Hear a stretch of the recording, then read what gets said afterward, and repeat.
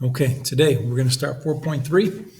It's only two learning targets in 4.3, much shorter than 4.2. Today we're going to focus on describing the scope of inference that is appropriate in a statistical study. These are two good opening examples here. So let's go ahead and take a look at these. The U.S. Census Bureau carries out a monthly current population survey of about 60,000 households. Their goal is to use data from these randomly selected households to estimate the percent of unemployed individuals in the population. And they also do more than just estimate that. There's a lot of things on this survey. Okay. Now, since they randomly selected 60,000 households in the U.S., they are allowed to take the results from this survey and broaden the conclusion to everyone in the United States. Okay, let me do a different scenario where you can't broaden it. For example, in this stats class, I survey you guys and figure out how much time you spend a week studying for your classes. Okay, can I take that conclusion and apply that to everybody in the school? The answer is no, we can't do that because I did a convenience survey. Okay, I used you guys. You guys aren't like everybody. You guys study more than the average students. Okay, so since I didn't do a random survey, I cannot broaden my results to a bigger population. So that's how we read this table. Were individuals randomly selected? Okay, for the U.S. Census Bureau, the answer was yes. So since they randomly selected them, they can draw conclusions, inference just means conclusions, about a broader population that they sampled from. Yes. Okay. The AP Stats example I gave you, no. I did a convenience sample. So can I make conclusions about the rest of the high school? Absolutely not. Okay. I will go over this column here next. Scientists performed an experiment that randomly assigned 21 volunteers to one of these two treatments: sleep deprivation for one night or unrestricted sleep. The experimenters hope to show that sleep deprivation causes a decrease in performance 2 days later. Okay. All right. So were individuals randomly assigned to groups? They actually were. Okay. But let me backtrack. Were individuals randomly selected? They weren't. Okay. They were volunteers. So we cannot make inference about the population. However, it was an experiment. They took those volunteers, put them into two groups. So since they were assigned to groups, we can make inference about cause and effect. Now, we can only apply it to these subjects, to these volunteers. Okay, it's basically this scenario right here. It's kind of like crosshairs. This was a yes, that was a no. So I cannot make an inference about a broader population, but I can make inference about cause and effect for subjects like these volunteers, people like them. Okay, you might be wondering, well, why can't, what makes the volunteers different? I don't want to sign up for something like this. So, what type of people would want to sign up for sleep deprivation? Not me. I wouldn't even touch this. Okay, so I don't know what conclusion you draw of what type of people would sign up for this, but it's not random selection. So I can only apply these results to people like the volunteers. Okay, so that's how we use the table.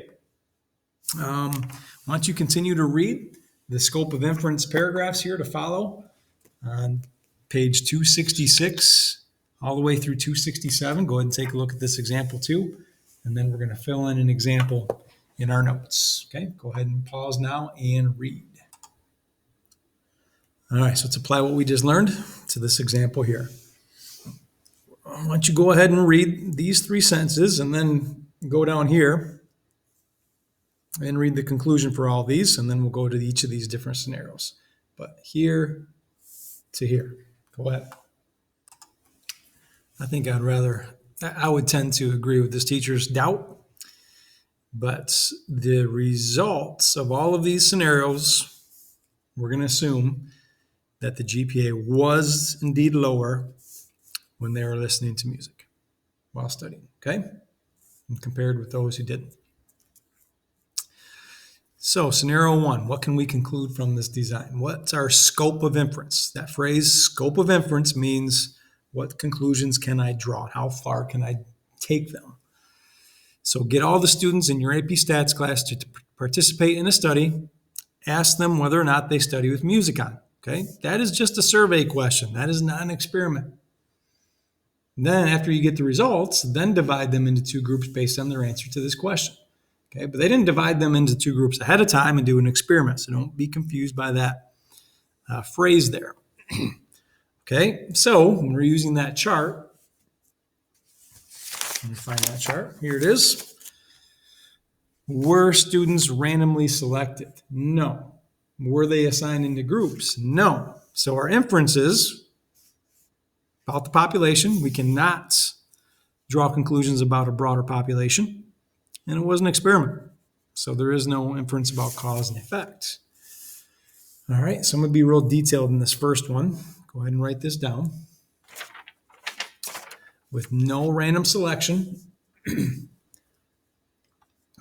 or you can shorten this a little bit if you want, no random selection, so the results should only be applied to the AP Stats class, not all students. So we can still draw a little bit of a conclusion, we just can't take it outside of our AP Stats kids. Okay, and then with no random assignments, we cannot conclude anything about cause and effects with regards to music affecting GPA. There still could be confounding variables. Maybe those kids that had the lower GPA didn't really have to do with the music, it had to do with something else because we did not conduct an experiment. Okay, so in the end, here's our conclusion. Sorry, this is small fonts. The AP Stat students in your class that listen to music while studying have a lower GPA compared to those who don't listen to music. Okay, so we can draw that little conclusion, but our scope of inference is limited in this scenario. Okay. All right, you can go ahead and pause and catch up on this writing if you need to. And then why don't you go ahead and take a look at scenario 2 and think through what conclusion you'd make. If you want to shorten this up, fine. In the end, you got to make sure you have the conclusion correct. Okay, the only big difference now is now they went out and get random students from the high school. All right, so now we can apply this to a broader population, to all the students at this school. Okay, but there was no random assignment. This still was not an experiment. So here's the conclusion. Students at this school that listen to music while studying have a lower GPA than those who didn't listen. Okay, very similar conclusion, just now we can go to a bigger population. Scenario 3, take a look at that one. Pause if needed. Okay, still no random selection on 3, still just AP Stats, but within our AP Stats, we did create a randomized experiment. So I kind of flowed right in here to this is what we can conclude. We can conclude that there is a cause and effect relationship between listening to music while studying and the GPA, but only for the AP Stat students. Okay, pause if you need time. I'm going to move on to 4 though. 4, now they did randomly select students in the high school, and they did also put them into groups. So we can conclude that there is a cause and effect relationship for all students at the school with these 2 variables of listening to music and GPA. Okay, so that's as far as we got today. We will finish this up tomorrow. So your assignment for today is to just do these 4 problems here, 97 through 100. All right, have a good day. See ya.